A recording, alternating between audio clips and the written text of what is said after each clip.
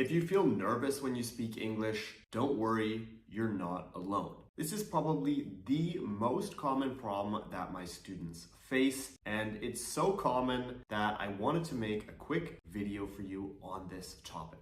I'm going to give you 3 strategies you can use to stop feeling nervous when you speak and to start feeling more confident. My name is Michael Anton. I'm an English communication coach, and it's my goal to make you fluent in English. Now, let's look at these 3 strategies. How do you actually stop feeling nervous and start feeling more confident? Well, the first thing I want to tell you is you need to get out of your comfort zone.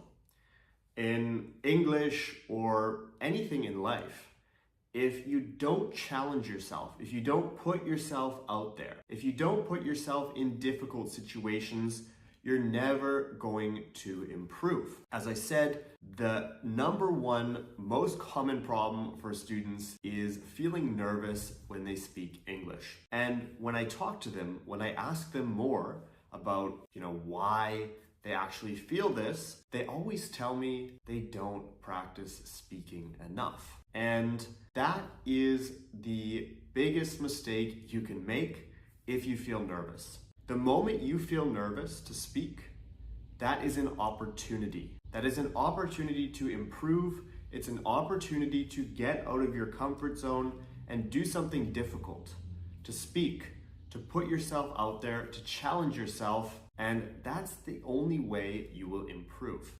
So get out of your comfort zone, put yourself in difficult situations. You might be nervous, you might be anxious, but it's the only way to overcome this fear. The second strategy I want to give you is also a bit related to the first, and that's practicing in a relatively safe environment. Now, if you go and you put yourself in a high risk, high pressure situation, maybe that's in a job interview, or maybe that's talking to your boss or giving a presentation, you're going to feel more nervous. And to be honest, if feeling nervous is the reason you don't speak, putting yourself in that situation isn't going to help you. Instead, you need to build up gradually to get to that point. And the way to do that is to start in a low risk, low pressure environment. Now, what does this mean? Well, it means if you take group classes, like the group classes I offer in my club, or maybe you take group classes elsewhere, maybe you have a group of friends, this is going to be a low pressure environment. You can practice speaking in this environment without fear of people criticizing you or making fun of you. When you're speaking with your friends, or if you're learning English in a group, this is very, very good to practice because you're not in that high pressure situation. Now, you practice speaking in that group, you practice speaking in that environment, and eventually you work your way up until you get to a very, very high pressure environment. And the goal is when you get to that point, you won't feel nervous anymore.